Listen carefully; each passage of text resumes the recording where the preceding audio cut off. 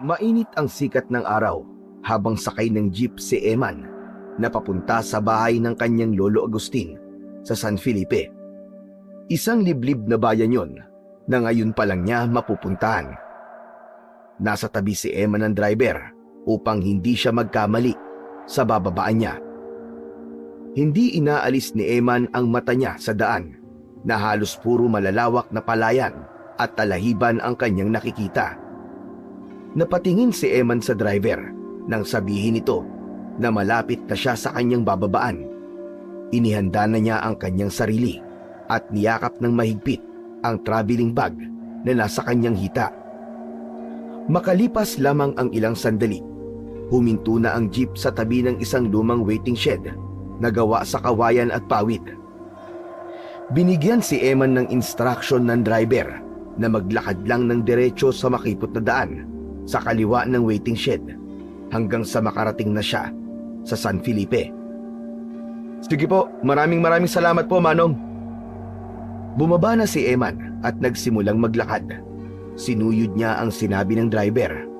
Makalipas ang halos kalahating oras na paglalakad sa ilalim ng matinding sikat ng araw, ay narating na niya ang lumang arko na may nakalagay na San Felipe.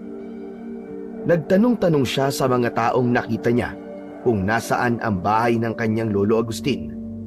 Dahil sa kilala ang lolo niya sa lugar na yon, ay hindi siya nahirapan na hanapin ang bahay nito.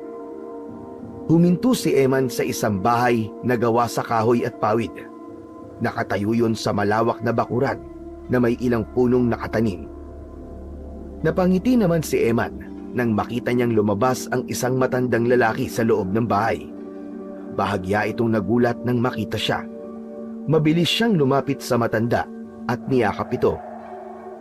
Lolo Agustin! Lolo Agustin! Kumusta na po kayo? Aba, man, ikaw na ba yan, apo? Ako nga po, Lolo. Buti po't natatandaan niyo pa ako. Abay, siyempre naman. Hindi ba't nandun ako sa bahay niyo nung nakaraang buwan? Sige na, pumasok ka, apo. Mainit dito sa labas. Doon na tayo magkwentuhan sa loob. Pumasok si Eman sa simple, ngunit may kalakihang bahay ni Lolo Agustin. Nalungkot siya nang mapagtanto na mag-isa itong naninirahan doon simula nang mamatay ang lola niya. Ilang taon na ang nakakalipas. Umupo si Eman sa mahabang upuan na gawa sa kawayan. Ipinatong niya ang dalang bag sa sahig. Binuksan ni Lolo Agustin ang electric pan at itinapat yun sa kanya. Nagugutom ka ba, apo? Gusto mo bang ipaghain kita? Huwag na po kayo mag-abala, Lo. Busog pa naman po ako. Kumain po ako sa bus station bago po ako sumakay ng jeep kanina. Ganun ba? Binigla mo naman ako sa pagdalaw mo na ito. Abay, hindi ko to inaasahan, Eman. Mabuti't nahanap mo kagad ang bahay ko kahit hindi ka pa rito nakakapunta. Madali lang naman po magtanong eh. Saka, kilala po pala kayo rito. Naituro kagad po sa akin kung saan po ang bahay nyo eh. Nagpatuloy naman ang kumustahan ni na Eman at Lolo Agustin hanggang sa ipinunta ni Eman ang usapan sa totoong dahilan kung bakit siya naroon. Lolo, maiba po tayo. Kumusta po ang kalusugan nyo? Ang sabi kasi sa akin ni Mama na ospital daw po kayo noong nakaraang linggo dahil inatake daw po kayo sa puso. Sorry po kung kahit isa man sa amin wala rito nung nangyari yon. Ayos lang yun. Marami naman akong mababait na kapitbahay na tumulong sa akin eh. Pero huwag kayong mag-alala. Maayos na ako ngayon. Saka, inasahan ko na rin yun kasi matanda na ako. Hinihintay ko na lamang ang tamang oras para sumunod na ako sa Lola Marsing mo. Aba Lolo, wag naman po kayo magsalita ng ganyan. Mahaba pa po ang buhay nyo. Kailangan nyo lang po regular check-up at inumin po mga gamot nyo sa tamang oras. Hindi check-up at gamot ang kailangan ko, apo. Magsasayang lamang tayo ng pera sa mga bagay na yan. Ang totoo mas matagal na akong handa sa aking kamatayan. Ay nako Lolo, hindi pa po kayo pwedeng mawala. Ayaw nyo bang makita po ang magiging apo nyo sa akin? Abay gusto ko siyempre. Ay, paano yun mangyayari? Kung hanggang ngayon wala ka pa ring nobya. Aray, ang sakit niyo naman po magsalita, Lolo. Pero malay niyo po, dito ko makita sa San Felipe magiging girlfriend ko, o di ba?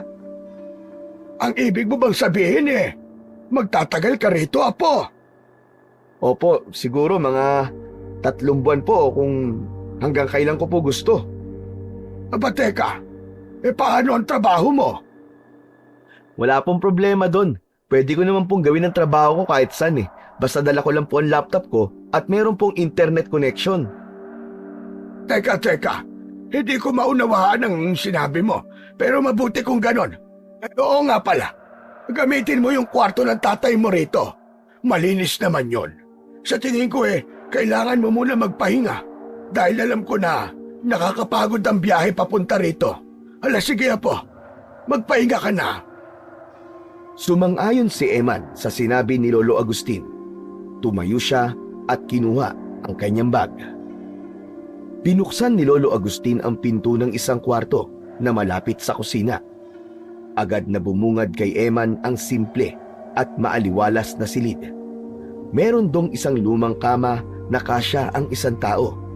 May maliit na aparador at isang lamesa sa tabi ng kama. Dito ka na matulog, Apo ha. Ito ang kwarto ng tatay mo. Hindi ko to masyadong ginalaw mula nang mawala siya. Wala akong binago rito. Pumasok si Eman at tumingin sa kabuuan ng silid. Ramdam niya ang presensya ng tatay niya sa silid na yon. Lumapit siya sa mesang may nakapatong na kahon. Binuksan niya yon at nakita ang mga lumang gamit. Isang notebook, isang kahoy na laruan, at isang lumang larawan ng kanyang ama nung bata pa ito. Mga gamit yan ng tatay mo nung bata pa siya. Yan na lang ang naitabi ko dahil ang iba nawala na nung bumaha rito. Tignan mo ang litrato ng tatay mo.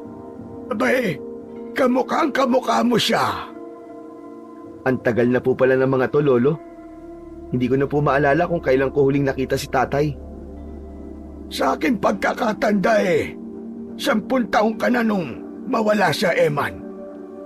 Malapit na sanang umuwi ang tatay mo sa inyo, pero hindi na siya nakabalik nang magtungo siya sa gubat. Matamang tinitigan ni Eman ang larawan ng kanyang ama na si Eliseo. Hindi niya napigilan ang pagpatak ng kanyang mga luha. Nilapitan siya ni Lolo Agustin at tinapik siya sa kanyang balikat. Mahirap talagang mawalan ng mahal sa buhay. Pero wag mong kalilimutan, Eman, Apo. Kahit nawala na siya, nandito pa rin ang kanyang mga alaala. Hinaplos ni Eman ang larawan at bumalik sa kanya ang mga alaala ng masayang panahon na kasama pa nila ang kanyang ama. Ngunit kasabay ng saya ay ang pait ng pagkawala nito. Lo, siguro kung buhay pa po si tatay, mas masaya po ako ngayon. Nakita niya sana na nakakapag-provide na po ako sa pamilya namin dahil sa trabaho ko ngayon. Maraming bagay ang hindi natin kayang baguhin, Eman. Pero ang mahalaga ay patuloy tayong mabuhay habang binibigyan tayo ng pagkakataon ng ating Panginoon. Tahimik na tumango si Eman. Iniwan na siya ni Lolo Agustin sa silid upang makapagpahinga na. Ngunit sa oras na yon ay nahirapan siyang makatulog dahil bumalik sa kanyang isipan ang misteryosong pagkawala ng kanyang ama. Madilim na nang magising si Eman. Bumangon siya at lumabas ng kwarto. Nakita niya si Lolo Agustin na nagbabasa ng dyaryo sa kusina. At nang nakita siya nito, ay ibinaba nito ang hawak at sinabi na hinihintay lang siya nitong magising upang makapaghapunan na sila. Umupo na si Eman at napangiti siya nang ihain ni Lolo Agustin ang sinigang na baboy. Isa kasi yun sa paborito niyang ulam. Maya-maya pa ay pinagsaluhan na nila ang nakahain sa lamesa. Habang kumakain ay naalala ni Eman ang dahilan kung bakit siya pinapunta ng nanay niya sa San Felipe. Panay ang tingin niya kay Lolo Agustin habang nag-iipon ng lakas ng loob na sabihin dito ang nais niyang sabihin. Lolo, naisip ko lang po, bakit hindi na lang po kayo sumama sa akin sa Maynila? Mas maaalagaan po namin kayo ron. Taka, marami po dong ospital. Kung sakali na may mangyari na naman kagaya ng nangyari sa inyo noong nakaraang linggo. Napahinto si Lolo Agustin sa pagkuha ng sabaw at tumingin kay Eman. Ayoko, Apo. Hindi na. Dito na ako sa San Felipe tumanda. Kaya dito ko rin gustong mamatay. Pero Lolo, mag-isa lang po kayo rito. Sa Maynila kasi kasama nyo kami ni Mama saka ng iba ko pang mga kapatid. Hindi po kayo mahihirapan doon. Alam ko po na mahirap mag-isa, Lo.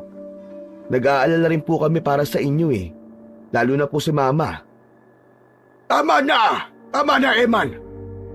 Hindi mo ako mapipilit sa gusto mo. Sa baryo na ito umiikot ang buhay ko. At kung ang dahilan mo ng pagpunta rito ay para kumbinsihin akong umalis, ang mabuti pa bumalik ka na lang sa Maynila. Nagulat si Eman sa biglang pagtaas ng boses ng kanyang lolo. Teka Lo, teka. Wala naman po kaming masamang intensyon kung bakit mas gusto namin po na doon kayo sa Maynila.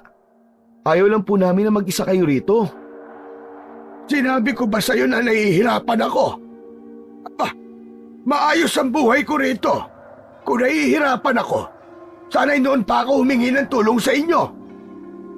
Hindi na sumagot si Eman. Ngunit hindi pa rin siya nawalan ng pag-asa na makukumbinsi niya si Lolo Agustin na iwanan ang San Felipe at sumama sa kanya pabalik sa syudad.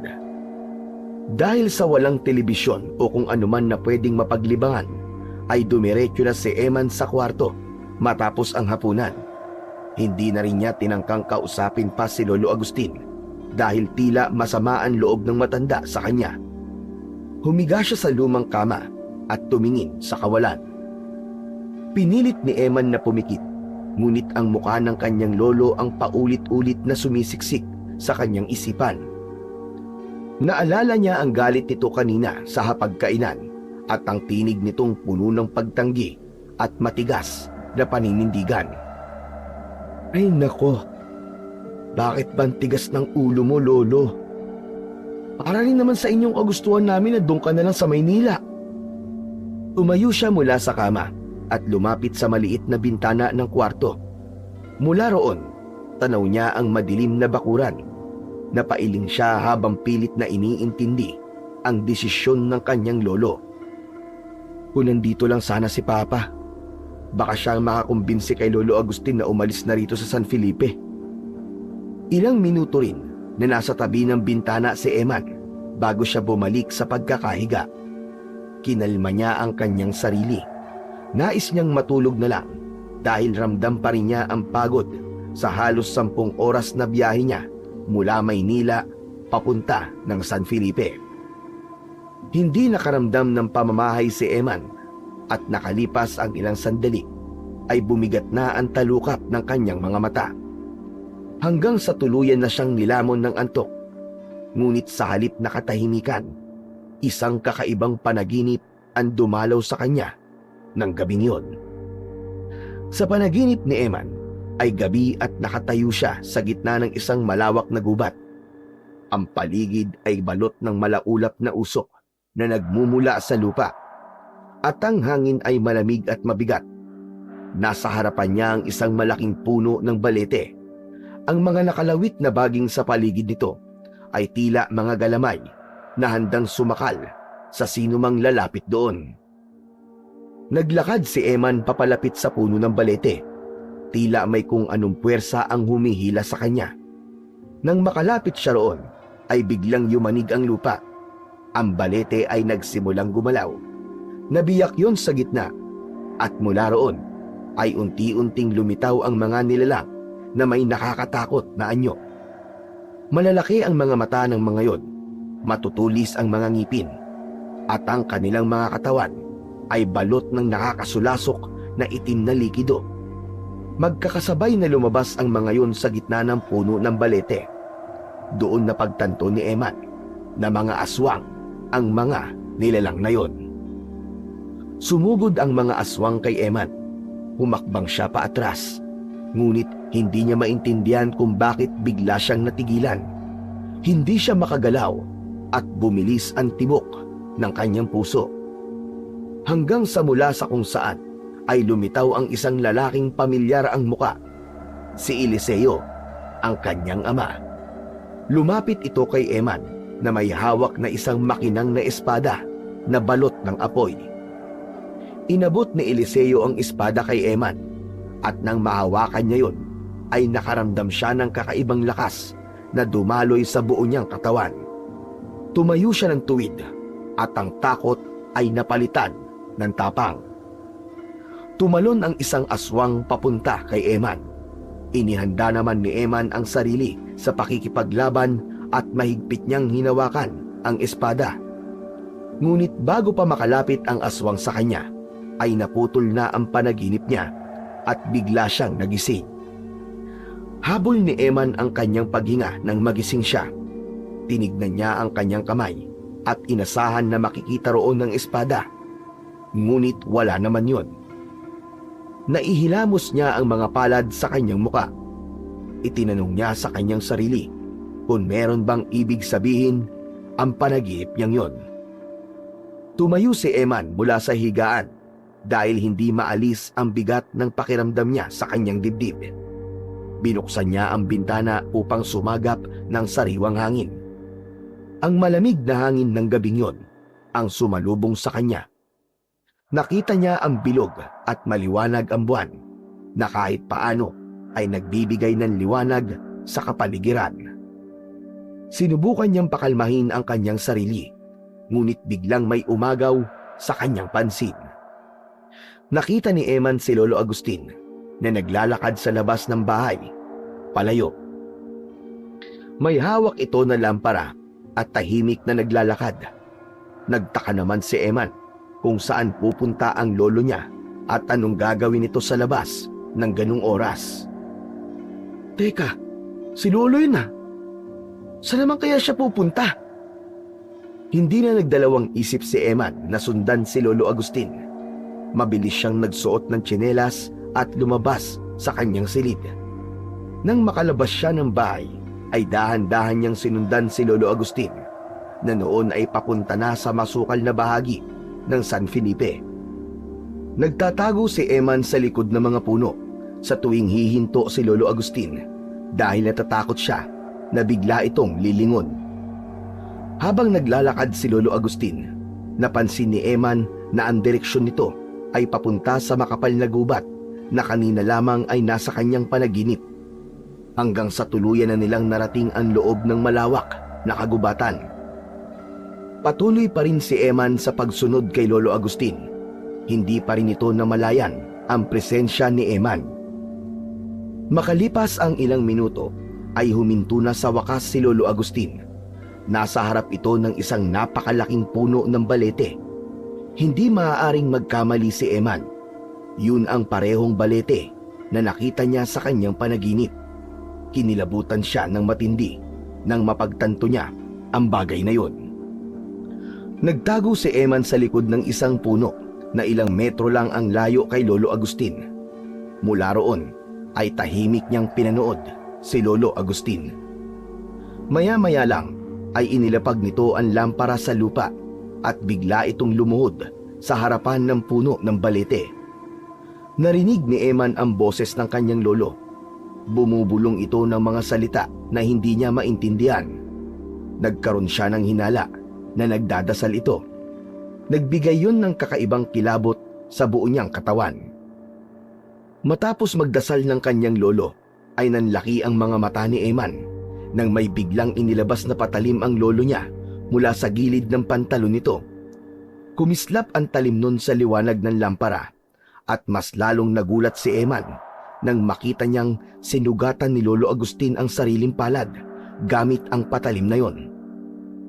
Tumulo ang dugo nito mula sa kamay papunta sa lupa. Itinapat ni Lolo Agustin ang dumudugo nitong palad sa ugat ng balete at hinayaan itong pumatak ang dugo nito doon. Kinusot ni Eman ang mga mata niya nang makita niya na tila gumagalaw ang ugat ng mga sanga ng puno ng balete.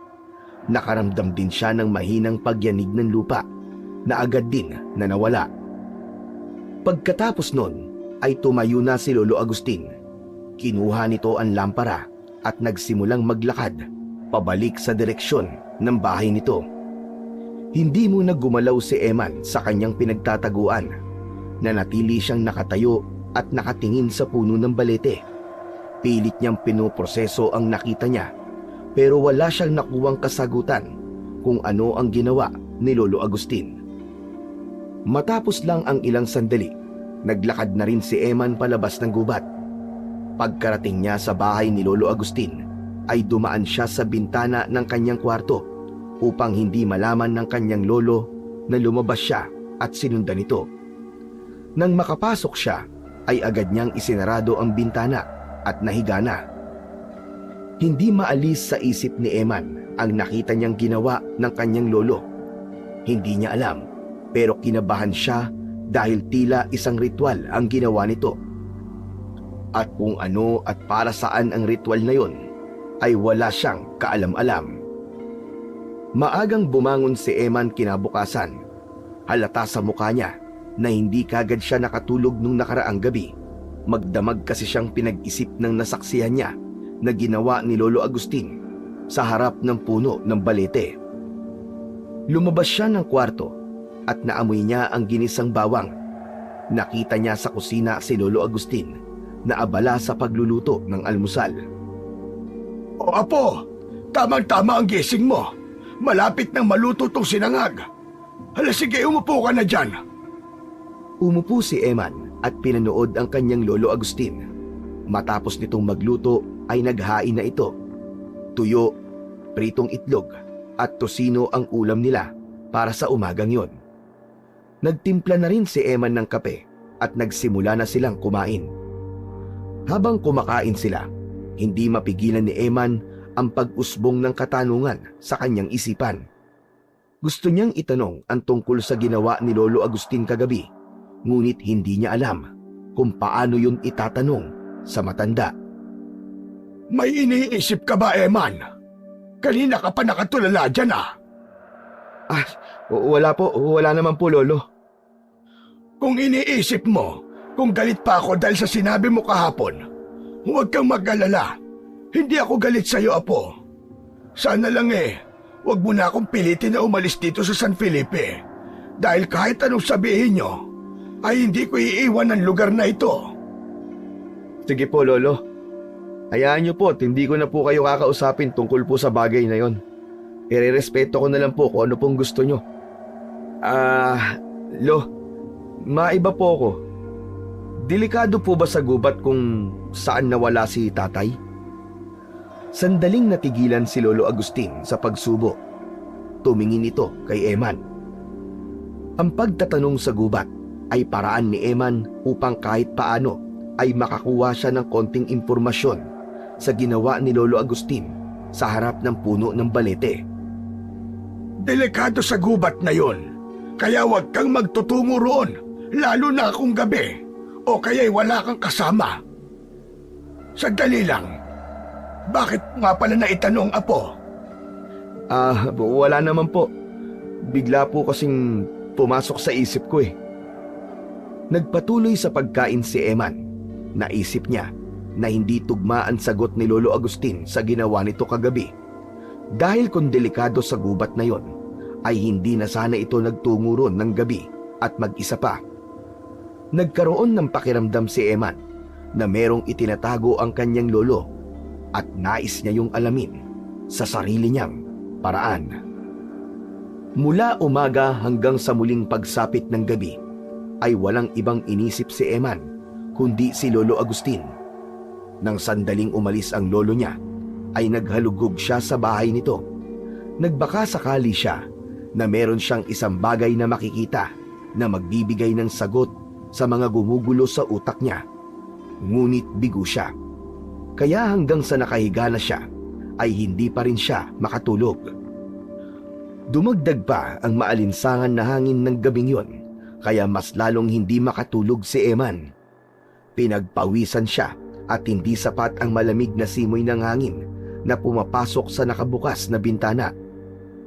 Tumayo si Eman mula sa kama. Nagbihis siya ng maluwag na sando at shorts saka lumabas ng bahay upang magpahangin. Naisipan niyang maglakad-lakad habang tahimik ang kapaligiran. Umasa siya na baka makatulong ang sariwang hangin para gumaan ang kanyang pakiramdam. Pero ang labis na katahimikan ng gabing yun ay nagdulot ng kakaibang takot sa kanya. Sa paglalakad niya ay naramdaman niyang may sumusunod sa kanya. Lumingon siya, ngunit wala namang siyang nakita na kahit na sino. "Sino nandyan? May tao ba dyan?" Walang sumagot sa kanya. Bumilis ang tibok ng kanyang puso, ngunit pilit niyang kinalma ang kanyang sarili at inisip niya na guni-guni lamang ang kanyang naramdaman. Pagpapatuloy na sana si Eman sa paglalakad nang biglang mula sa likuran ng isang puno na nasa kaliwa niya ay may lumabas na isang nilalang. Ang anyo nito ay nakakatakot. Meron itong mahahabang mga kuko, malalaking mga mata at matutulis na ngipin.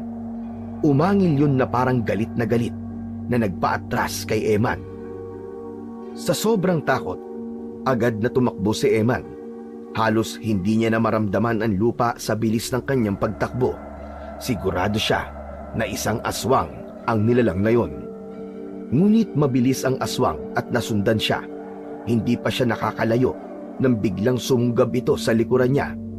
Naramdaman niya ang pagguhit ng mga kuko nito sa kaliwang braso niya. Padapang natumba si Eman sa lupa. Naramdaman niya ang bigat ng nilalang sa kanyang likuran.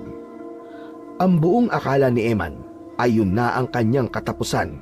Ngunit isang lalaki na may dalang itak ang biglang dumating at hinarap nito ang aswang. Nakipagpambuno ang lalaki sa aswang. Bumaon sa braso ng lalaki ang kuko ng aswang, ngunit hindi ito natinag. Mabilis na gumalaw ang lalaki at tinaga nito sa balikat ang aswang. Malakas na napasigaw ang aswang. Tumakbo palayo ang aswang hanggang sa tuluyan na yung lamunin ng kadiliman. Si Eman naman ay hindi makapaniwala na ligtas siya. Inilahad ng estrangherong lalaki ang isa nitong kamay. Nang kunin yun ni Eman, ay hinila siya nito upang makatayo siya. Labis ang panginginig at panlalamig ng buong katawan ni Eman. "Maraming salamat po sa pagliligtas sa akin. Akala ko po'y mamamatay na ako kanina." Baka kasing ginagawa mo ng ganitong oras dito sa labas. Tapos mag-isa ka pa. "Nagpapahangin lang po ko. Hindi ko naman po akalain na meron palang aswang dito eh." Delikado ang lugar na ito ngayon. Nabuksan na ang lagusan kaya magsisimula na sila maggasik ng lagim at kamatayan. "Ang mga aswang po bang tinutukoy nyo?" Hindi sinagot ng lalaki ang tanong na yun ni Eman, na natili itong nakatitig sa kanya. "Ano nga palang pangalan nyo? Para naman po, kilala ko po kung sino ang taong nagligtas sa akin." Ako si Amaro. Tawagin mo na lamang akong Amaro. "Ako naman po si Eman. Taga rito po ako sa San Felipe. May lolo po ako dito. At tatay ko po, si Eliseo." Napansin ni Eman ang paglaki ng mata ni Amaro. Eliseo? Ang anak ni Mang Agustin? Ibig sabihin, ikaw ang anak ni Eliseo na lalaki? Opo. Ako lang po ang lalaki sa aming magkakapatid. At ako rin po ang panganay. Teka po, paano niyo po nakilala ang tatay ko at si lolo? Hindi sumagot si Amaro.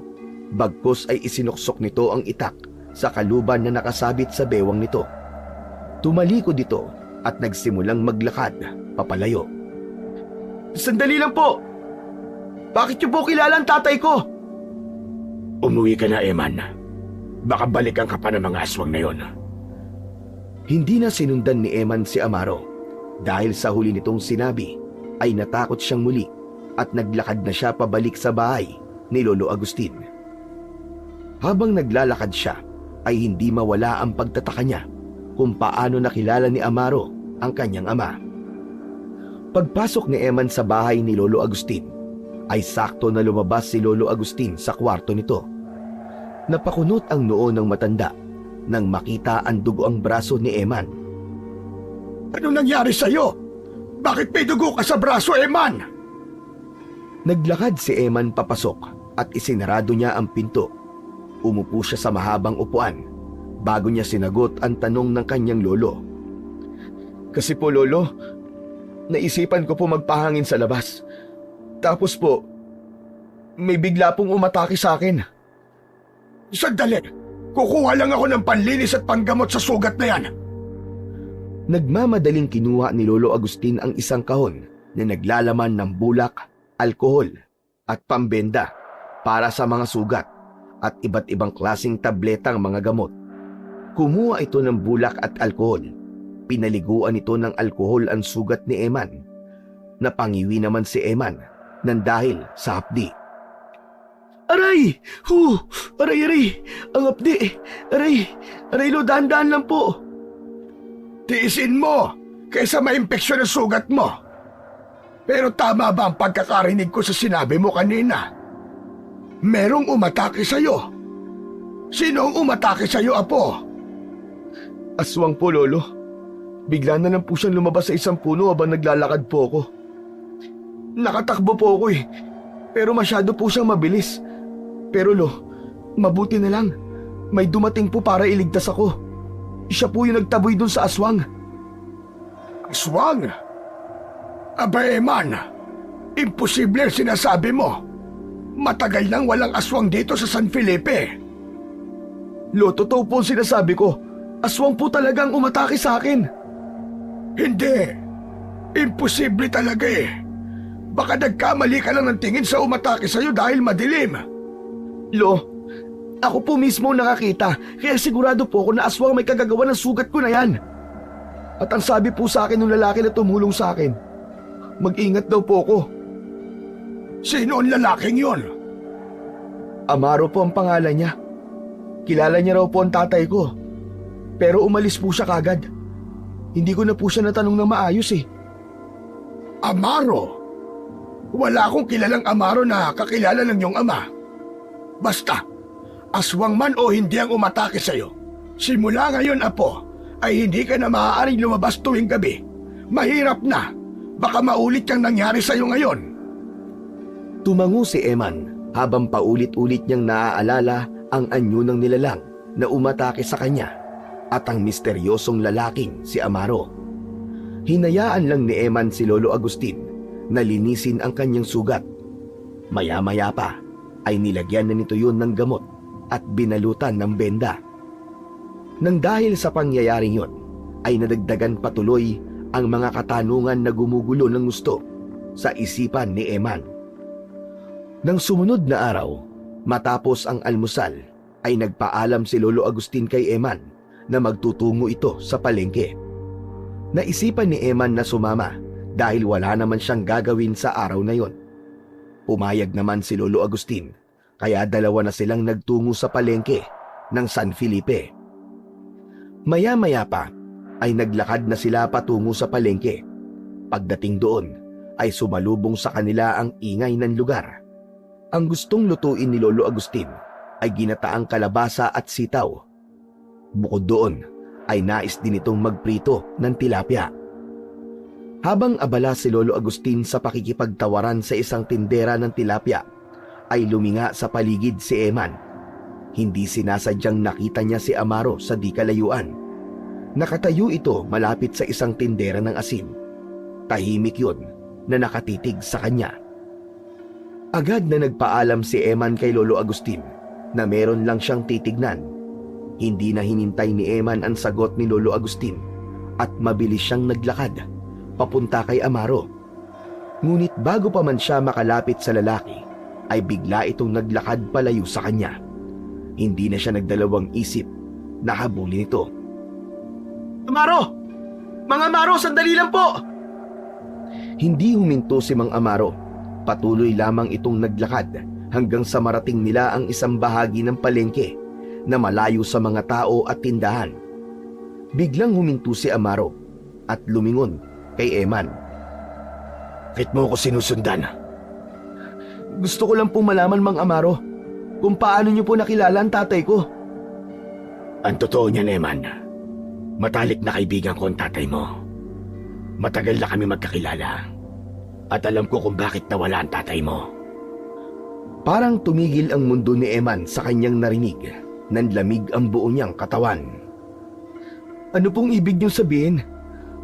Alam niyo po kung nasan siya? Hindi ito ang tamang lugar para pag-usapan natin ang bagay na yan. May mga matang maaaring nakamasid at tenga na maaaring makarinig. Mamayang gabi, sa puno ng balete sa gubat, doon tayo mag-usap. Doon ko sasabihin ang lahat ng nalalaman ko tungkol sa tatay mo. Siguro nga ay oras na para malaman mo ang katotohanan at hindi ko na ito maaaring itago sa iyo, Eman. Bago pa makasagot si Eman, ay tumalikod na si Mang Amaro at naglakad palayo. Naiwan si Eman na tulala at naguguluhan. Napapitlag naman si Eman nang marinig niya ang boses ng kanyang lolo na tinatawag siya. Eman! Kung saan-saan ka pa nagpupunta, halika na, tapos na tayo. Uuwi na tayo nang mailuto ko na ang mga ito. Nagmadaling lumapit si Eman sa kanyang lolo, ngunit sa kanyang isipan ay naglalaro ang misteryo sa mga sinabi ni Amaro. Kinagabihan, hindi agad nakatulog si Eman. Desidido siyang makipagkita kay Amaro sa gubat, lalo na't sinabi nito na alam nito kung ano ang totoong nangyari sa kanyang ama. Bandang 11:00 ng gabi nang bumangon si Eman, alam niya na kapag ganong oras ay mahimbing na ang tulog ni Lolo Agustin. Nagsuot siya ng jacket at kinuha niya ang kanyang cellphone na gagamitin niyang flashlight. Upang makasiguro, sumilip muna siya sa kwarto ni Lolo Agustin. Nakita niya na mahimbing nang natutulog ang kanyang lolo. Tahimik na lumabas ng bahay si Eman at ingat na wag makalikha ng kahit na anong ingay. Pagkarating sa labas, huminga siya ng malalim at nagsimulang maglakad patungo sa gubat kung saan naroon ang puno ng balete. Malayo pa lang ay ramdam na ni Eman ang kakaibang presensya ng puno ng balete. Mabuti na lang at nagdala siya ng cellphone dahil kung hindi ay hindi niya makikita ang dinadaanan niya dahil sa sobrang dilim ng paligid. Pagdating niya sa puno ng balete ay nakita niya si Mang Amaro na nakatayo malapit sa puno. Malaki ang hakbang na lumapit si Eman kay Mang Amaro. Mabuti't dumating ka. Ang akala ko'y babaliwalain mo mga sinabi ko sa iyo kanina. Ayoko na po magpaligoy-ligoy. Ano po ang alam niyo sa tatay ko? Huminga ng malalim si Mang Amaro bago nagsimulang magpaliwanag.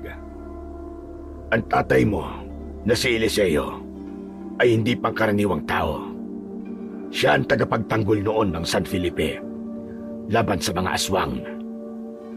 Ano po? Paano pong tagapagtanggol?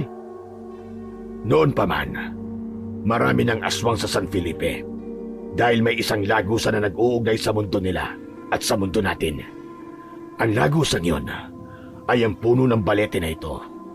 Ginamit ng tatay mo lahat ng kanyang lakas upang isara ang lagusang yon. Ibinuwis niya ang buhay niya upang tuluyang mapigilan ang mga aswang na makapasok sa ating mundo. Biglang sumikip ang dibdib ni Eman. Hindi niya inaasahan ang revelasyong yun tungkol sa kanyang ama. Pero kahit paano ay may naalis na tinik sa dibdib niya sapagkat alam niya na wala na talaga ang kanyang ama. Hindi gaya nun na umaasa pa siya na babalik pa ito. Kung ganun po, patay na po pala talaga ang tatay ko. Tama ka, Eman. Isinakripisyo niya ang sarili niyang buhay upang maisarado ang lagusan dahil kailangan ng isang buhay upang ito ay maselyuhan. Ngunit ngayon, muling nagbukas ang lagusan na yon. Pero, paano po ito nabuksan? Ang akala ko ba'y naisarado na ito dati ng tatay ko? Ang iyong lolo Agustin, nilinlang siya ng panaginip na nagsasabing ang ritual na ginawa niya sa puno ng balete ang magbabalik sa buhay ng mahal niyang asawa. Pero ang totoo, ang ritual na yon ang muling magbubukas sa lagusan. Nanlaki ang mga mata ni Eman sa kanyang narinig. Bumalik sa alaala niya ang ritual na ginawa noon ni Lolo Agustin sa mismong harap ng puno ng balete. Hindi ko alam kung sino ang makapangyarihang aswang na nanininlang sa lolo mo, Eman. Ngunit isang bagay ang sigurado ko. Kapag sumapit ang paparating na kabilugan ng buwan at naging pula ang kulay ng buwan, tuluyan ang magbubukas ang lagusan. At kapag nangyari yun, hindi na natin ito maisasara kailanman. Wala bang paraan, Mang Amaro, upang pigilan ng tuluyang pagbubukas ng lagusan? May paraan, ngunit hindi ito madali. Kailangan mo sundan ang yapak ng iyong ama. Ikaw ang magiging bagong tagapagligtas ng San Felipe laban sa mga aswang. Ano? Ako po? Teka, bakit naman ako? Yun ay dahil ikaw ang nag-iisang anak na lalaki ni Eliseo. Nasa dugo mo ang kakayang harapin ang mga aswang. Ikaw lang ang may kakayang muling isara ang lagusan. Ngunit kakailanganin mo ng lakas, tapang at pananalig sa sarili. Pero paano po yun, Mang Amaro? Hindi ko po kaya makipaglaban sa mga aswang. Wala akong alam sa pakikipaglaban. Isa lang po ako normal na tao. Walang sino man ang ipinanganak na handa para sa ganoong gawain, Eman. Pero nasa dugo mo ang lakas ng iyong ama. At meron akong isang bagay na maaaring makatulong sa iyo. Sandaling lumayo si Amaro at nagtungo ito sa isang malaking bato sa hindi kalayuan. Mula sa likod ng malaking bato ay inilabas nito ang isang espada na natatakpan ng makapal na tela. Dahan-dahan itong inalis ang tela at sa unang pagkakataon ay nasilayan ni Eman ang isang malaking espada na sa unang tingin ay alam niyang matalas at mabigat. Ang hawakan nito ay yari sa matibay na uri ng bakal. Bumalik si Amaro sa harapan ni Eman at doon niya nakita ng mas malapit ang espada. Kinilabutan siya nang maalala niya kung saan niya yon unang nakita. Teka, ang espada na yan. Nakita ko na yan sa panaginip ko. Isa yan sa patunay na ikaw talaga nakatakda na magmay-ari ng espadang ito. Hindi ito ordinaryong espada, Eman. Ito ang naging sandata ng iyong ama nung nakikipaglaban pa siya sa mga aswang. Pinanday ito ng mga diwata ng kagubatan. Nilikha nila ito upang maging sandata laban sa mga aswang. Hindi makapaniwala si Eman habang nakatingin sa espada. Tanging ang karapat-dapat lamang, Eman, ang makakapagpalabas ng tunay na kapangyarihan ng espada. At sigurado ko na ikaw yun, dahil anak ka ni Eliseo. Inabot ni Amaro ang espada kay Eman. Sa umpisa ay nag-aalangan pa si Eman, ngunit kinuha rin niya yun. Nang mahawakan niya ang espada, naramdaman niya ang kakaibang init at lakas na tila dumaloy sa kanyang mga kamay patungo sa kanyang buong katawan. Teka, sandali. Ano po itong nararamdaman ko? Bakit parang may malakas na enerhiyang dumadaloy sa aking katawan? Yan ang lakas ng espada, Eman. Ngunit tandaan mo, hindi sapat ang hawakan lamang ito. Kailangan bukal sa puso mo ang pagtanggap ng responsibilidad bilang tagapagligtas ng buong San Felipe. Kung hindi mo matatanggap ang tungkuling yon, mananatili lamang itong isang ordinaryong espada. Tinitigan ni Eman sa espada at nakita niya ang refleksyon niya sa talim nito. Ngunit ang bigat ng mga salitang sinabi ni Amaro ay tila isang malaking pasanin para sa kanya. Mang Amaro, hindi ko po alam kung kaya ko. Hindi po ako katulad ng tatay ko. Natatakot po ako. Siguro po, sa iba niyo na lang po ibigay ang espadang to, Mang Amaro. Humakbang palapit si Amaro at inilagay ang kamay sa balikat ni Eman. Tapang ay hindi kawalan ng takot, Eman. Ang tunay na tapang ay ang pagkilos kahit natatakot ka. Ang iyong ama ay minsan ding nag-alinlangan, ngunit pinili niyang ipaglaban ang San Felipe. Pero nasa iyo ang desisyon kung tatanggapin mo ang espada o hindi. Isang mahabang katahimikan ang namagitan sa kanilang dalawa. Mahigpit na hinawakan ni Emman ng espada habang pilit na hinahanap sa kanyang sarili ang kasagutan. Napatitig si Emman sa malayo habang mataman na nag-iisip. Sa gitna ng katahimikan ay biglang nagbago ang ihip ng hangin. May naramdaman silang kakaibang lamig. Nang mapatingin si Emman sa balete, ay napansin niya na tila gumagalaw ang mga sanganon. Emman, mag-iingat ka. May paparating. Mula sa likod ng puno ng balete ay dalawang aswang ang dahan-dahan na lumabas. Humakbang si Amaro paunahan at inilabas nito ang isang itak na nasa tagiliran nito. Emman, sige, gamitin mo ang espada. Hindi pa man nakakagalaw si Emman nang biglang sumugod ang isang aswang. Sa hindi niya maipaliwanag na pangyayari, ay biglang gumalaw ng kusa ang katawan niya. Itinaas niya ang espada at isinanggayon sa matutulis na kuko ng aswang na muntik nang bumaon sa kanyang balat. Malakas niyang itinulak ang aswang na naging dahilan upang matumba ito sa lupa. Sumugod rin ang isa pang aswang. Umiwas si Emman sa pag-atake nito at matagumpay niyang nahiwa ng espada ang balikat ng aswang na nag-iwan ng malalim na sugat. Malakas na umatungal ang aswang ng dahil sa sakit, ngunit hindi ito umatras. Sa bawat galaw ni Emman ay merong bumubulong sa kanyang isipan. Isang boses na nagtuturo sa kanya kung paano niya gagamitin ang espada. Ang kanyang mga pag-atake ay naging mabilis at ang bawat hampas niya ng espada ay eksaktong tumatama sa katawan ng dalawang aswang. Pakiramdam ni Emman ay biyasa na siya sa pakikipaglaban, kahit yun pa lang ang unang beses na ginawa niya yon. Sumugod ng sabay ang dalawang aswang, ngunit mas handa na si Emman. Ang unang aswang ay pinabagsak niya sa pamamagitan ng isang mabilis na hiwa sa binti nito. Ang pangalawa naman ay tinamaan niya sa dibdib na naging dahilan upang ito ay umatras. At sa huli, tumakas ang dalawang aswang na duguan at sugatan. Tumakbo ang mga yun patungo sa madilim na bahagi ng kagubatan. Hingal na hingal si Emman habang nakatayo at hawak ang espada. Hindi niya maipaliwanag ang kanyang nararamdaman. Halo-halong gulat, takot at hindi maipaliwanag na kasiyahan. Ang galing! Paano ko po nagawa yun? Lumapit si Amaro sa kanya habang may ngiting nakapaskil sa labi nito. Sinasabi ko naman sa'yo, ang espada na yan ay hindi basta-bastang sandata, Emman. Tanging ang tunay na tagapagligtas lamang ang maaaring maglabas ng ganong kapangyarihan mula riyan. Ikaw ang pinili ng espada at ipinakita mo kanina kung bakit ikaw talaga ang karapat-dapat. Nagawa mong gamitin ng espada kahit wala kang ginawang pagsasanay. Ibig sabihin, ikaw at ang espada ay iisa.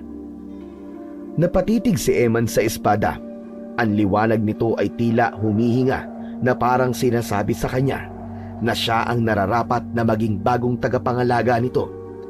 Isang mainit na hangin ang tila yumakap sa kanya. Pamilyar sa kanya ang yakap na yon. Hinding-hindi niya yun maaaring makalimutan dahil ganoon ang pakiramdam niya sa tuwing niyayakap siya ng tatay niya nung bata pa siya. Napapikit si Emman upang pigilan ang luhang magbabadyang kumawala sa kanyang mga mata. Habang nakapikit, ay nakita niya sa kanyang isipan ang imahe ni Eliseo. Nakangiti yun sa kanya at sinabi nito na siya ang pag-asa ng San Felipe. Bago ito nawala, ay sinabi nito na huwag siyang mag-alala dahil palagi itong nasa tabi niya. Bumukas ang mga mata ni Emman. Muli siyang tumitig sa espada na sa sandaling yun ay parang mas maliwanag pa kaysa kanina. Napabuntong hininga siya at tumingin kay Amaro na tahimik na nakatingin sa kanya. Tinatanggap ko na po, Mang Amaro. Tinatanggap ko po ng bukal sa aking puso ang pagiging bagong tagapagligtas ng San Felipe laban sa mga aswang. Isang ngiti ng kasiyahan at pag-asa ang lumitaw sa muka ni Mang Amaro. tumango ito bilang pagtugon. Magandang desisyon, Eman. Ngunit ang laban ay hindi pa natatapos. May tamang oras at araw para isarado muli ang lagusan. Sa susunod na kabilugan ng buwan, magiging pula ang buwan na yon. At yun ang tamang pagkakataon upang isarado ang lagusan sa puno ng balete. Anong kailangan po nating gawin sa oras na yun? Kailangan natin magsagawa ng isang ritual sa ilalim ng pulang buwan. Ngunit Eman, upang maisarado ang lagusan, may kailangan magbuwis ng buhay. Nagulat si Eman sa kanyang narinig. Ano po? Bakit kailangan pang gawin yun? Dahil yun ang ginawa ng iyong ama nung unang maselyuhan ang lagusan. Isinakripisyo niya sarili niyang buhay. Nang dahil sa kanya, naging tahimik ang buong San Felipe sa loob ng maraming taon. Kaya ngayon, ikaw nang nararapat na gumawa ng ginawa niya noon. Nahulog si Eman sa isang malalim na pag-iisip kung kaya rin ba niyang ibuwis ang sarili niyang buhay gaya ng ginawa ng tatay niya dati. Maya-maya pa ay umalis na si Amaro. Hindi na rin nagtagal doon si Eman at naglakad na rin siya ng mabagal palayo sa puno ng balete. Alam niyang ang buhay niya ay ang maaaring maging kabayaran upang iligtas ang lahat. Ngunit hindi siya sigurado kung handa ba siyang gawin yon. Tahimik na pumasok si Eman sa bahay ni Lolo Agustin. Marahan siyang naglakad papunta sa kanyang kwarto. Sinigurado niyang hindi magigising si Lolo Agustin na mahimbing na natutulog sa kabilang kwarto. Pagpasok niya sa kanyang silid, binuksan niya ang ilaw at hinubad ang balot ng espada. Yumuko siya at maingat na isiniksik ang espada sa ilalim ng kanyang kama. Umupo si Eman sa gilid ng kama at tumitig siya sa sahig habang ang kanyang isipan ay puno na magulong tanong. Pagkatapos nun ay humiga na siya, ngunit hindi na naman siya makatulog. Ang kisame ay parang isang blankong papel na naging salamin ng kanyang alalahanin. Bumaling si Eman sa dingding at ang bigat ng kanyang iniisip ay lalong dumoble nang maisip niya ang kanyang Lolo Agustin. Si Lolo, ginawa niyang ritual dahil gusto niyang mabuhay muli si Lola. Paano ko sasabihin sa kanya na hindi yun totoo? Naninilang lang siya ng makapangyarihang aswang upang buksan ang lagusan ng mga aswang sa puno ng balete. Napapikit si Eman, tila naramdaman niya ang mararamdaman ni Lolo Agustin sa sandaling malaman nito na hindi na mabubuhay ang namatay nitong asawa dahil sa ritual na ginagawa nito sa puno ng balete. Alam niya na kapag sinabi niya yun dito ay guguho ang pag-asa nito na muli nitong makakasama ang lola ni Eman. Bumuntong hininga si Eman at ipinikit ang kanyang mga mata. Ngunit kahit na anong pilit niyang makatulog, ang bigat ng kanyang bagong tungkulin ay hindi mawala-wala sa kanyang isipan. Ilang gabi ang lumipas na naghintay si Eman ng tamang pagkakataon na magagamit niya ang espada. Ngunit sa ilang gabing lumipas ay walang pag-atake ng aswang sa San Felipe. Hanggang isang gabi, mahimbing na natutulog si Eman, ngunit bigla siyang napabalikwas. Napalinga siya dahil parang may tumatawag sa kanya. Isang malalim na boses na parang nasa loob ng kanyang ulo. Makalipas lamang ang ilang sandali, ay bumaba siya sa kama. Naramdaman ng talampakan niya ang malamig na sahig. Yumuko siya upang silipin ang ilalim ng kama. Nagulat siya nang makita ang espada. Bahagyayong nagliliwanag. Tila hinila si Eman ng espada. Nanginginig ang kanyang kamay nang abutin niya yun. Nang mahawakan niya ang espada, ay parang may kidlat na dumaan sa kanyang isipan at naging isang malinaw na imahe ang kanyang nakita. Isang bahay sa dulong bahagi ng baryo. Nasa loob nun ay may isang pamilya na nagtatago habang isang aswang ang pilit na sinusubukang makapasok sa bahay ng mga ito. Ang sigaw ng pamilya na yon, nang dahil sa takot, ay parang karayom na tumutusok sa kanyang puso. Hindi maaari. Kailangan ko silang tulungan. Hinila ni Eman ang espada palabas ng ilalim ng kama at tahimik na lumabas ng bahay.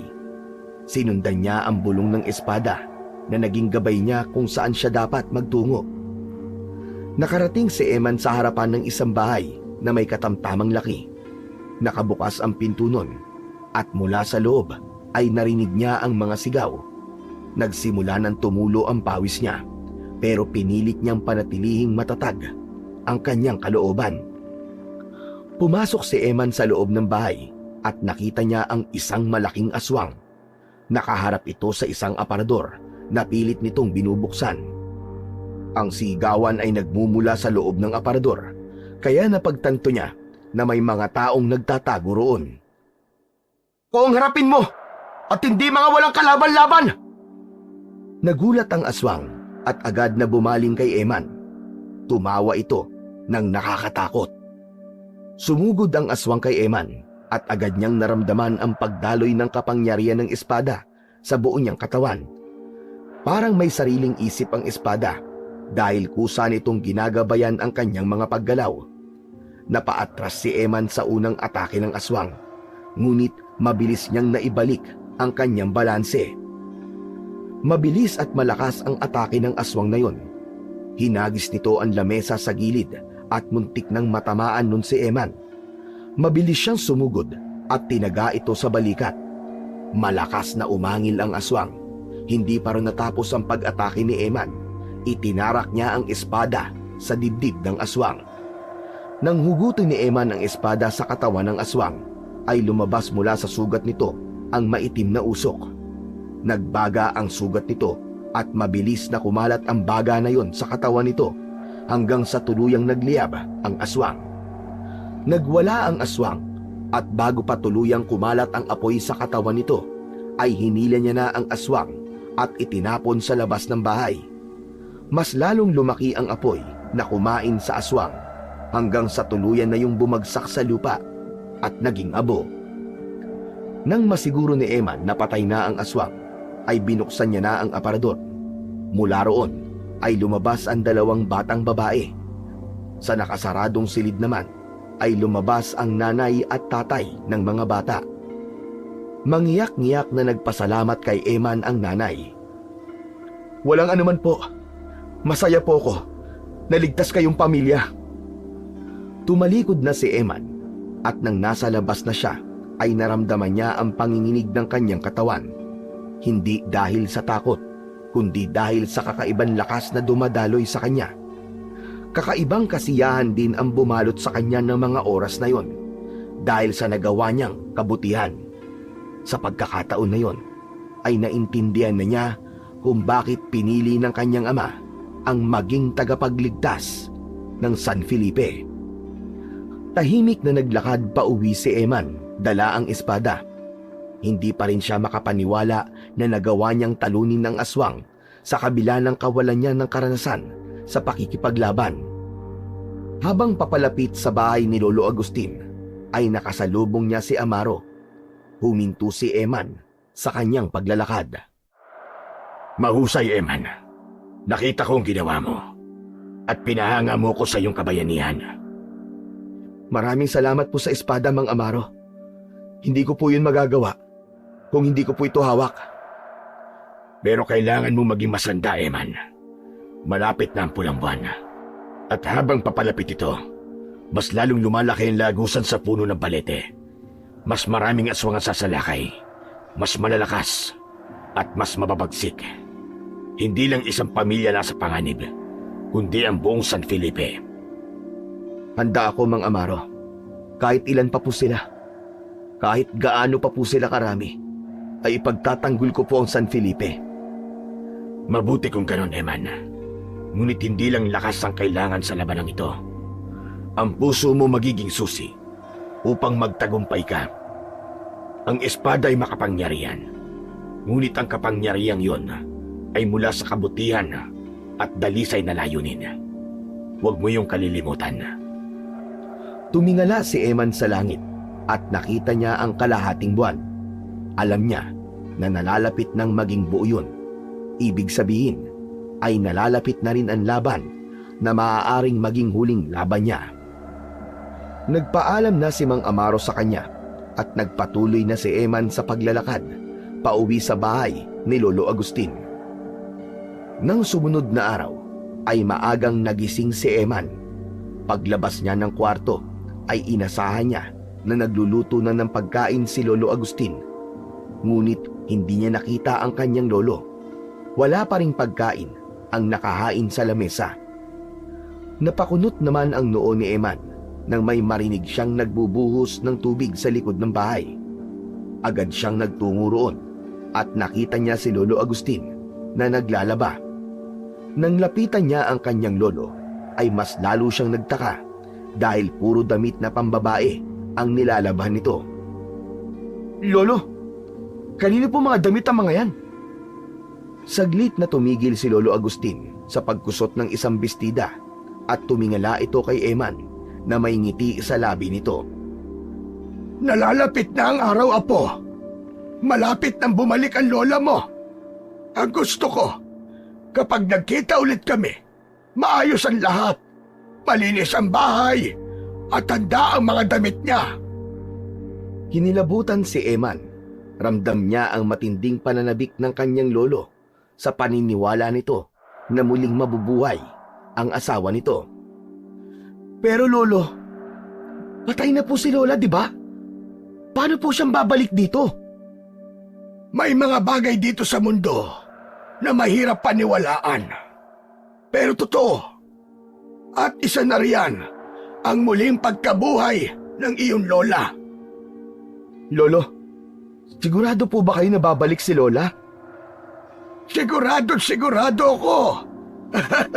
Magugulat ka na lang isang araw ay kasama na natin siya muli rito sa ating bahay. May lungkot sa mga mata na tiningnan ni Eman ang kanyang lolo.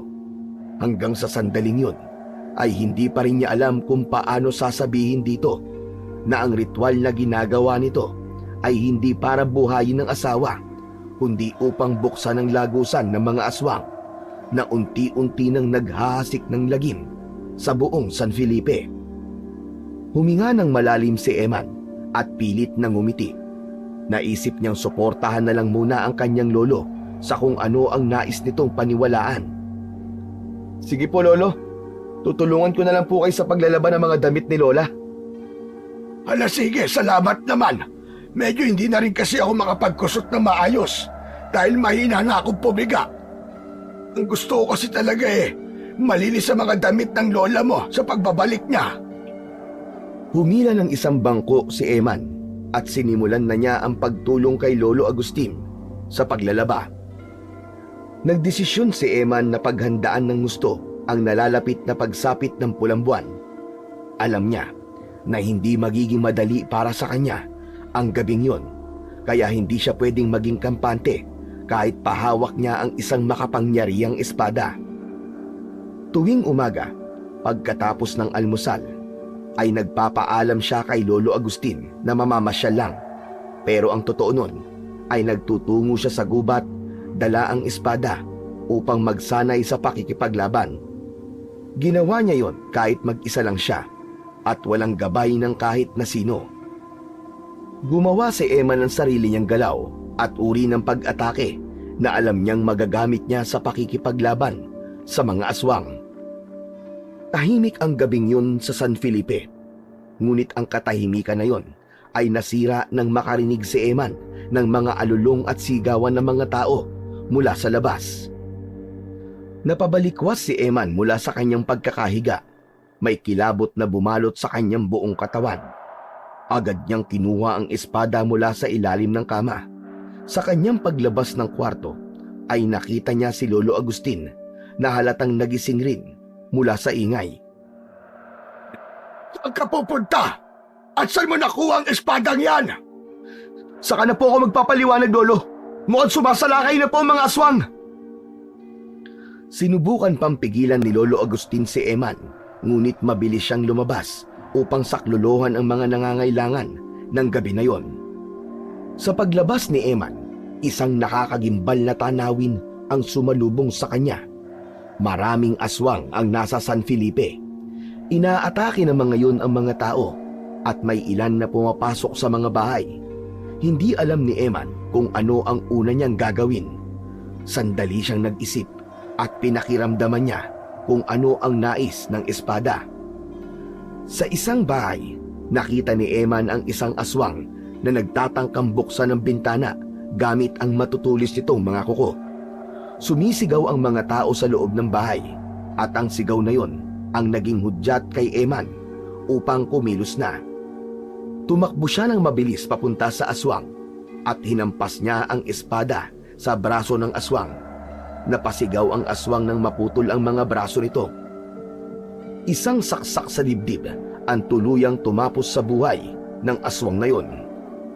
Dalawang aswang pa ang sumugod. Isa ang dumaan sa bubong at tumalon pababa, habang ang isa naman ay gumapang ng mabilis sa lupa.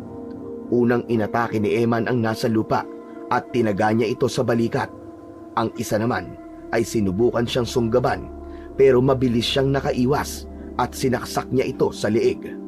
Malakas niyang hinila pataas ang espada at naputol ang ulo ng aswang. Paluhod itong bumagsak sa lupa at napakapit pa sa kanyang paa. Hanggang isang boses ang narinig ni Eman mula sa kung saan. Eman! Sa kanan mo! Nakita ni Eman ang isa pang aswang na paparating. Mabilis niyang iniharang ang espada upang salagin ang atake nito. Sa gilid ng kanyang mata, nakita niya si Amaro na dumating, dala ang isang matalim na itak. Sa isang mabilis na galaw, tinaga ni Amaro ang aswang na nasa harapan ni Eman. Mabilis na itinarak ni Eman ang espada sa tiyan ng aswang. Napakahusay mo na makipaglaban, Eman. Magsasalita pa sana si Eman, pero 5 aswang ang sabay-sabay na sumugod. Ang unang aswang na umatake ay sinalubong ni Eman. Mabilis niyang inikot ang espada at tinaga ito sa tagiliran. Sumugod agad ang pangalawa, subalit biglang tumalon si Eman upang iwasan ang matutulis nitong mga kuko.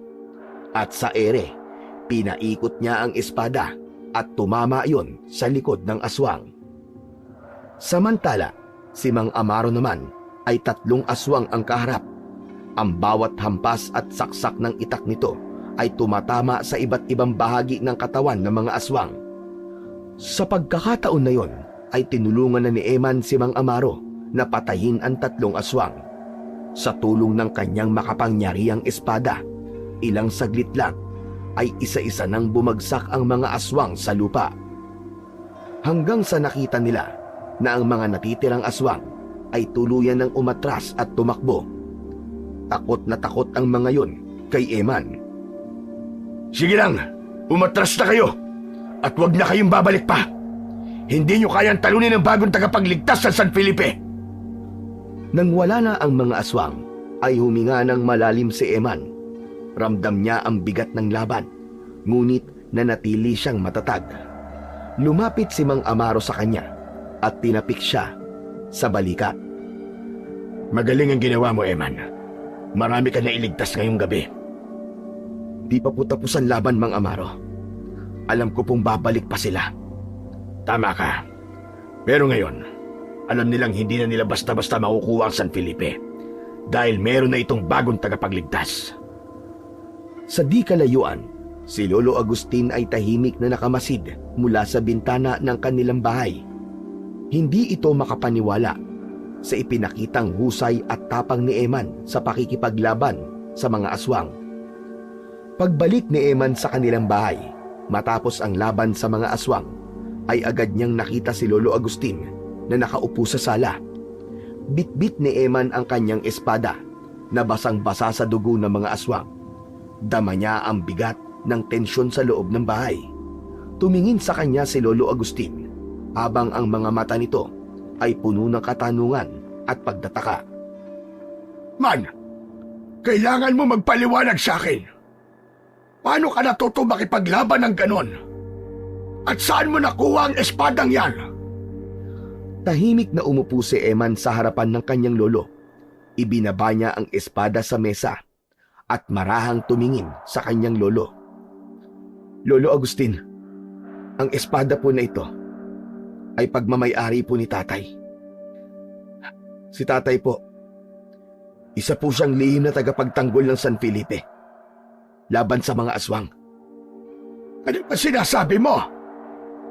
Lolo Agustin, isinakripisyo po ni tatay ang buhay niya para maisarado ang lagusan ng mga aswang sa puno ng balete.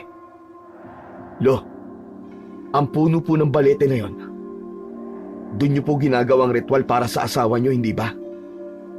Pasandali. Paano mo nalaman ang tungkol sa ritual at ang puno ng balete sa gubat? Alam ko po na magiging masakit ang susunod na sasabihin ko.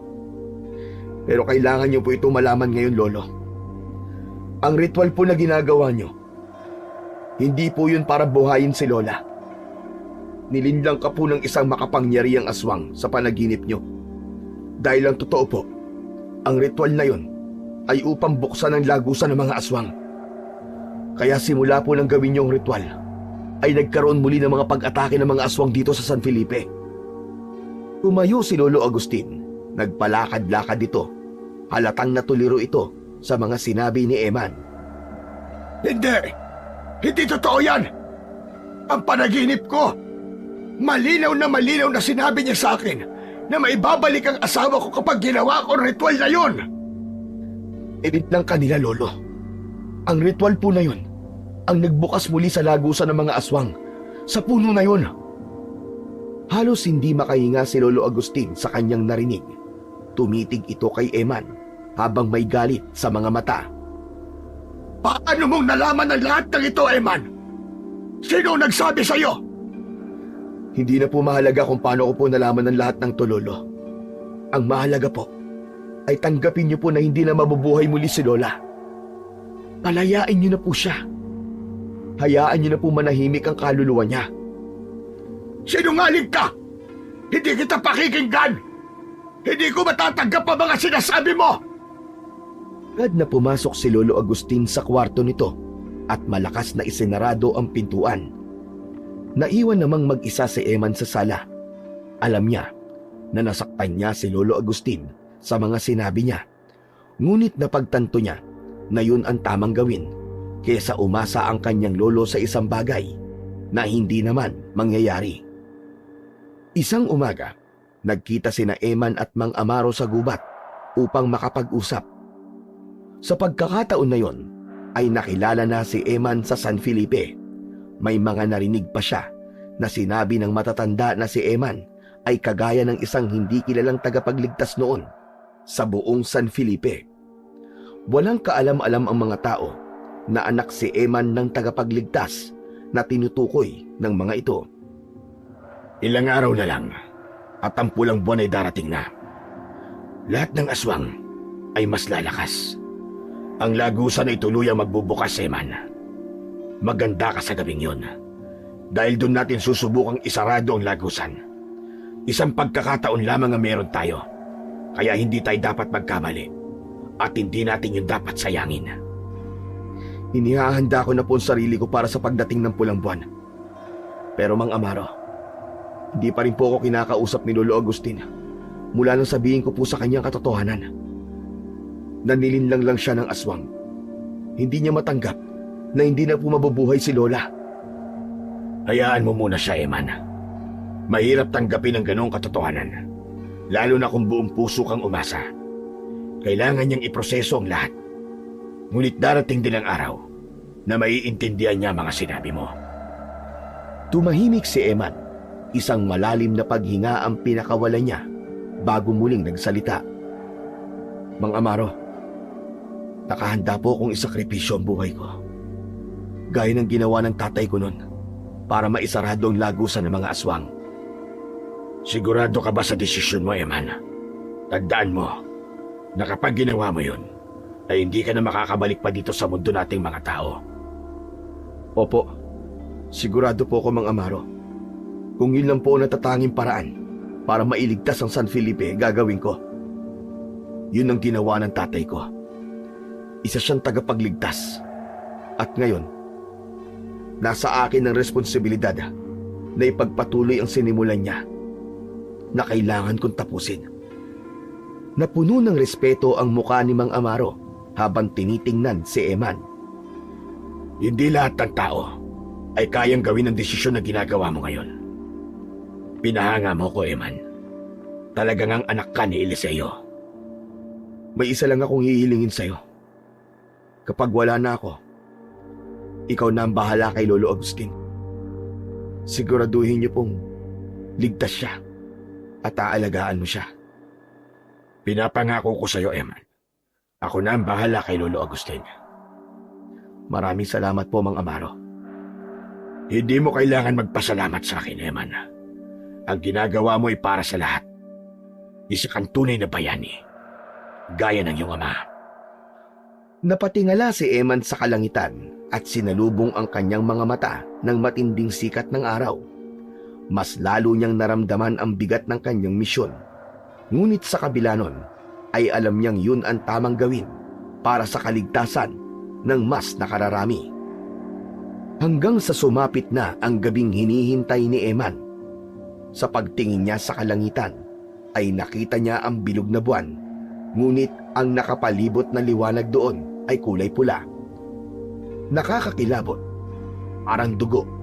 Humigpit ang hawak niya sa espada habang naglalakad siya patungo sa gubat. Pagdating ni Eman sa bukana ng gubat, ay nakita niya si Mang Amaro. May dala itong malaking bayong na may laman na kung ano-anong gamit. Dumating na ang pulang buwan. Wala nang atrasan ito, Eman. Ito na ang hinihintay natin. Nakahanda ako, Mang Amaro. Kung gayon, tara na. Kailangan natin maisagawa ang ritual bago sumapit ang 12:00 ng hating gabi. Sabay silang naglakad papasok sa gubat. Habang papalapit sila sa puno ng balete, ay naramdaman ni Eman ang bigat ng paligid. Pagdating nila sa harap ng puno ng balete, ay inilapag ni Mang Amaro ang bayong sa lupa. Tumikhim ito at tumingin kay Eman. Magsisimula na ako, Eman. Kailangan nating isagawa ang ritual bago pa tuluyang magbukas ang lagusan na ito. Inilabas ni Amaro mula sa bayong ang mga gamit, mga kandilang itim, isang mangkok ng asin, langis na pangritual, at isang piraso ng anting-anting na gawa sa matandang kahoy. Eman, ikaw ang magbabantay sa paligid. Sigurado kong pipigilan tayo ng mga aswang. Kapag dumating sila, protektahan mo ako habang ginagawa ko ang ritual. Hindi pwede magambala ang ritual na aking gagawin. Ako po ang bahala sa kanila. Hindi ko hahayaan na masira nilang ritual. Sinimulan na ni Amaro ang paghahanda. Pinwesto nito ang mga kandila sa paligid ng puno ng balete at sinindihan ang mga yon. Habang inaayos ni Mang Amaro ang mga gamit, tumingin si Eman sa paligid. Bigla niyang narinig ang kaluskos mula sa likuran ng mga puno. Sinimulan na ni Mang Amaro ang ritual. Tumayo ito sa harap ng puno ng balete at iniangat ang anting-anting sa hangin. Binasa nito ang mga sinaunang salitang nakasulat sa luma at sirang papel na hawak nito. Samantala, nakabantay naman si Eman kay Mang Amaro. Alerto siya at panay ang linga sa paligid. Maya-maya pa ay biglang kinilabutan si Eman. Isang malamig na hangin ang gumapang sa kanyang likod at ang balahibo sa kanyang braso ay tumindig. Napansin niyang parang gumagalaw ang mga anino sa paligid ng puno ng balete na para bang may mga mata na nakatingin sa kanila mula sa dilim. Isang malakas na kaluskos mula sa kaliwa ang bumasag sa katahimikan. Lumitaw ang unang aswang mula sa likod ng makapal na puno. Malaki ang katawan nun at matulis ang mga kuko. Sumunod ang 2 pa, tapos 3, hanggang sa naging isang buong kumpol ng aswang ang nagpakita. Ang ilan sa mga yon ay gumagapang sa lupa na parang mababangis na hayop. Sa isang iglap, sumugod ang unang aswang. Ang matatalas nitong kuko ay sumunggab kay Eman. Umatras siya ng mabilis, sabay hampas ng espada. Tumama yon sa leeg ng aswang. Bumagsak ang katawan nito sa lupa, ngunit hindi na siya nagkaroon ng pagkakataon upang magpahinga. 2 pang aswang ang sumugod mula sa magkabilaang panig. Umikot si Eman at halos magkasabay na tumama ang talim ng espada sa katawan ng 2 aswang na agad na ikinamatay ng mga yon. Hindi kayo makakalapit! Hindi niyo mapipigilan ang ritual! Habang nakikipaglaban si Eman, ay patuloy lang si Mang Amaro sa pagsasagawa ng ritual. Ang hangin sa paligid ng puno ng balete ay lalong bumigat at ang lupa ay tila humihinga. Ang liwanag ng pulang buwan ay mas naging matindi. 3 aswang ang magkakasabay na sumugod kay Eman. Tumakbo siya at tumuntong sa isang ugat ng puno ng balete. Mula roon ay tumalon siya ng mataas upang salubungin ang mga aswang. Tumama ang espada sa braso ng isang aswang. Mabilis niyang sinaksak sa liig ang isa pa at ang isa naman ay hinati niya ang katawan sa 2. Ngunit tila hindi nauubos ang mga aswang. Sa bawat aswang na napapatay ni Eman ay tila mas marami ang dumarating. Talagang desidido ang mga yon na pigilan sila ni Mang Amaro. Hanggang sa dumating ang mas malalaking aswang, mas mabangis at mas mabilis. Ang isa sa kanila ay halos masunggaban si Eman, ngunit nagawa niyang ilaga nito at ibaon ng espada sa likod nito. Sa gitna ng kaguluhan, habang walang tigil ang pag-atake ng mga aswang, biglang yumanig ang lupa sa harap mismo ng puno ng balete. Isang malalim na hukay ang bumukas at mula roon ay umalingaw-ngaw ang nakakatakot na sigaw na parang meron doong libo-libong kaluluwa na humihingi ng saklolo. Eman, kailangan mong tumalon sa hukay upang tapusin ang ritual! Saglit na napahinto si Eman sa gitna ng laban. Tinitigan niya ang hukay. Naghanda na si Eman para tumakbo papunta sa hukay. Ngunit bigla niyang narinig ang isang pamilyar na boses mula sa kanyang likuran. Itigil mo yan! Itigil mo yan, Eman! Lumingon si Eman at nakita niya si Lolo Agustin. Nilapitan nito si Eman at mahigpit siyang hinawakan sa balikat. Lolo! Ano po ginagawa niyo rito? Delikado po rito! Eman, ako ang dapat magsakripisyo at hindi ikaw! Pero Lolo, ako po ang tagapagligtas. Ako may tungkulin na gawin ito. Bata ka pa, Apo. Marami pang pwedeng mangyari sa'yo. Kontento na ako sa mga nangyari sa buhay ko. Panahon na para makasama ko ang mahal kong asawa sa kabilang buhay. At isa pa, ako ang dahilan kung bakit nabuksan ang lagusan. Kaya ako ang dapat gumawa nito. Ako ang dapat magsakripisyo. Kailangan kong itama ang aking nagawang pagkakamali. Inilit ni Eman na pigilan ang kanyang lolo, ngunit itinulak siya nito palayo sa hukay. Tumakbo si Lolo Agustin papunta sa hukay. Nang umabot ito sa gilid ng hukay, ay saglit itong tumingin kay Eman at ngumiti.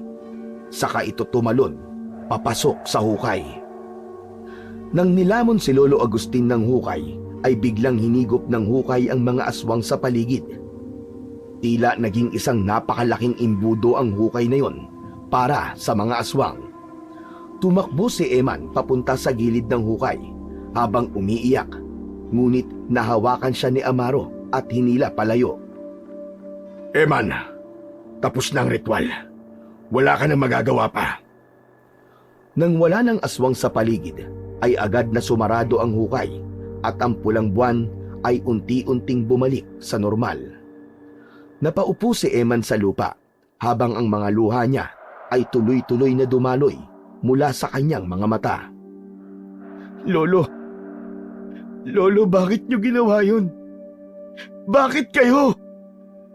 Eman, ginawa niya yun dahil mahal ka niya. At yun ang gusto niyang gawin para protektahan ka. Ngunit hindi maialis ni Eman ang bigat sa kanyang puso. Sa kabila ng tagumpay nila, ramdam niya ang matinding kawalan. Hinayaan lang ni Mang Amaro si Eman na magluksa. Nang kumalma na si Eman, ay muli siyang tumayo habang hawak ang makapangyarihang espada. Eman, tapos na ang lahat. Wala nang lagusan. Ligtas na ang San Felipe. Nagtagumpay tayo. Sigurado ko na kung nasaan man ang iyong ama, ay ipinagmamalaki ka niya. Ganon din ang lolo mo. Opo, tama kayo. Tapos na. Pero ano ang kapalit? Buhay ni Lolo Agustin. Wala na ang lolo ko, Mang Amaro. Eman, alam kong masakit. Pero may dahilan kung bakit hindi ikaw ang nagsakripisyo ng buhay para sa lagusan. Gaya ng sinabi ng iyong lolo, marami pang pwedeng mangyari sa buhay mo. Tama ka, Mang Amaro. Kaya hindi ko sasayangin ang pagbubuwis ng buhay ni Lolo Agustin. Sa ngayon, sa iyo ko muna iiwan ang espada ng aking tatay. Pero bakit, Eman? Ikaw ang may karapatang mag-ingat ng espada na ito. Babalik ako sa Maynila, Mang Amaro. Kailangan ko munang ayusin ang buhay ko ron. Pero pinapangako ko po sa inyo, babalik ako dito. At sa pagbabalik ko, haharapin ko ang mas malakas na aswang na naninlang kay Lolo Agustin. Siya ang tunay na kalaban, kaya alam ko na hindi pa tapos ang laban. Siya ang nagsimula ng lahat ng ito, kung bakit binuksan ni Lolo ang lagusan. Kung gano'n, Eman, hihintayin ko ang iyong pagbabalik sa San Felipe. At kapag nagbalik ka na, asahan mo na nandito pa rin ako. Sasamahan kita hanggang sa kahuli-huli ang laban mo bilang pagtanaw ng utang na loob sa lahat ng ginawa ni Eliseo noon para sa akin.